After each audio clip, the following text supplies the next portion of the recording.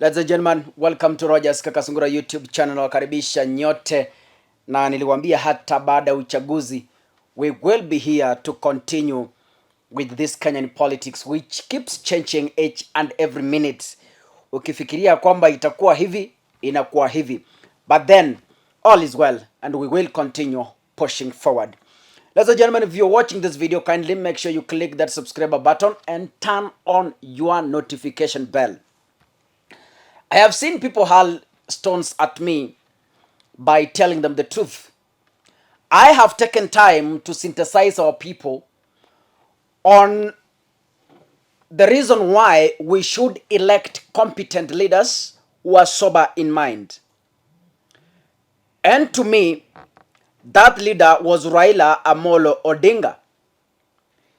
This is the true picture I've been telling people. Now, you and me have seen what happened at the IEBC. Still up to now, we have not been told where the more than 30 constituencies are. Kufikia sasa hatujaambiwa majibu ya over 30 constituencies yako wapi. Because Jebukati said amemaliza kuhesabu kura, sawa. When he was presenting the results, hakuna mahali ametuambia kwamba the tally you see in the public, the remaining 30 constituencies, these are their results. 1. Constituency fulani, Raila kura fulani, Ruto kura fulani. We have been left hanging up to now. When I used to tell you prepare for a Raila presidency, that is exactly what I meant. Yes, that is exactly what I meant. Ladies and gentlemen, I know elections is over and we're waiting for the petition from Raila. And we pray that the courts of this land will stand on truth and proclaim their powers as Maraga did in 2017. That's what I believe. But then as we wait, ladies and gentlemen, I want to categorically state that Kenya will miss Raila Odinga. Kenya will heavily miss Baba the Enigma. The man who changed Kenya from the colonial rule to the multi-party democracy. The man who brought devolution. Through Raila Odinga, we now have governors. We now have women representatives. We now have senators, and we have members of the county assembly.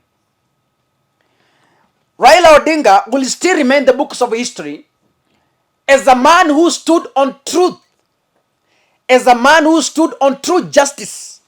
Why? He doesn't believe in compromising. He doesn't believe in theft for you to lead.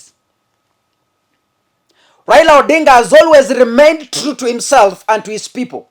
That is why he has all along been punished through stealing the votes. Ladies and gentlemen, ukimwangalia Raila tangu aanze kuwania uongozi, ni mtu ambaye haamini wizi.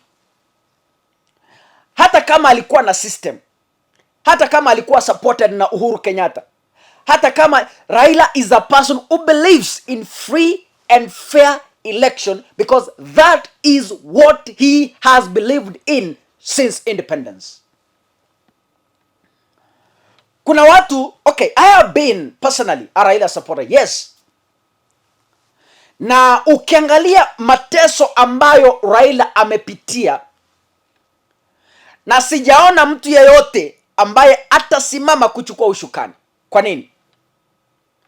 Ili kujiweka katika viatu vya Raila Odinga, unahitaji damu ambayo haitingiziki. Unahitaji moyo mgumu ambao hautingiziki. Moyo wa kusamehea. Raila has forgiven so many times. I saw our president-elect say that I will never accommodate them in my government. I don't believe in handshake. Okay, it's okay. That's what you believe in. But then, in few years to come, if Raila decides to go back home and rest, I am telling you, mtalia machozi. You will cry rivers. If Raila decides, yes, I want to retire from politics, I go home, rest, and play with my grandchildren. Ladies and gentlemen, you will cry rivers in this country. You will cry rivers. How I pray that the young sober minds growing in politics will stand on true justice as Raila Odinga did.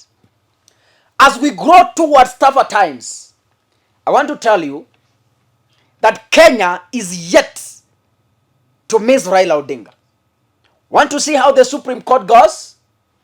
Want to see how the case will go? But then let me say this for the record. Myself, I washed my hands by telling people the truth. And if IEBC is true to Kenyans, if Jabukati is true to Kenyans, we must be told. You know, the tallying at the public domain ended at 253 constituencies. Yes, 253. Go and check. The National Media Group has allegedly pulled it down their tally. I went to check their website and I couldn't find any. But then, all the word go until the announcement. All the media walikwamia 253 constituencies out of 291. Ladies and gentlemen, if Jabukati is true to Kenyans, then he could have laid bare where the remaining 30-something constituencies went. That is when we will say the tallying was free, fair, and transparent.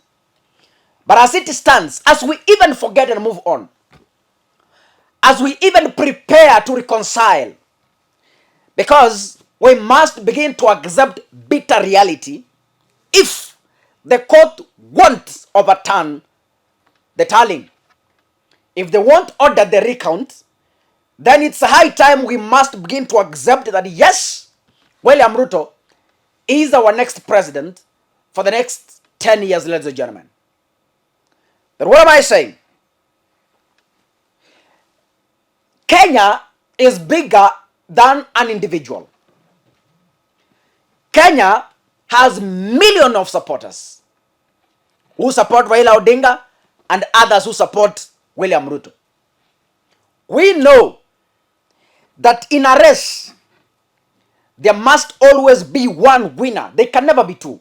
There is always one winner. Ladies and gentlemen, wacha niseme hivi. Mimi nawatakia utulivu wa Kenya wenzangu. Tunapoelekea katika mahakamani na Ruto anapochipanga kupanga serikali, naomba tuwe watu wa amani. And as I have been saying on this platform, I have seen that political maturity in our nation. There is no reason for us to fight. There is always avenues. Hakuna haja tuanze kupigana ati huyu ni Mkalenjin alikuwa na support Ruto, huyu ni Mjaluo alikuwa na support Raila Odinga, huyu sijui ni nini, huyu sijui ni nini. Wote ni watoto wa mama moja, Kenya, taifa letu tukufu. Tumeunganishwa na wimbo wa taifa moja, wimbo wa Kiswahili. Sijaona vita. Nikitazama kaunti nyingi hapa nchini Kenya, sijaona vita. And that is where we have been yearning for. A time when tutamaliza uchaguzi and people go back to their businesses without violence. Political maturity. I want to congratulate Kenyans for that. We have come of age. We have come of age, ladies and gentlemen. And that is my happiness. I've been rallying for it from this platform, and I've seen it happening. So, to the Raila Odinga supporters, as Martha Karua said, and as I've been saying, it's not yet over until it's over. You push it to the end. And when the end pushes you, you say, yes, I tried. May the will of God be done. I know We are yearning for the day that the courts will stand firm and make a declaration and be counted as people who have stood for true justice. If Chebukati was very serious, why hide results from your commissioners? Because the constitution allows for consensus. Mukimaliza tallying, munaitana the commissioners, 7 of them. Munaitana together with the chairman, muna agree kwa meza moja, munasema these are the results we have been counting, haya ndio majibu. You make a consensus. If you disagree, then you vote. If you vote, if the majority wins and says yes, the president gets declared. If the majority says no, then you go back for a recount. Na mnasema kwamba kwa sababu we have failed to agree and the majority of the commission have voted against, we cannot declare the president. Give us more time. And they will ask the court to extend the duration. But so far, from the 4 commissioners who spoke from Serena, they said they were denied access to the final result. They were denied a consensus to the final results. And only Chebukati himself made a decision and declared the president-elect, Dr. William Samoei Ruto. Ladies and gentlemen, let us stand in prayers. We pray for this country. We pray for peace. And we hope that after all this, Kenya will remain to be a safe nation where all of us are proud to be. And we believe at one point, we will find a man with balls to take over from the father of politics, from the professor himself, from the enigma, the grandfather of Kenya, H.A. Raila Amolo Odinga. May God bless you. Thank you.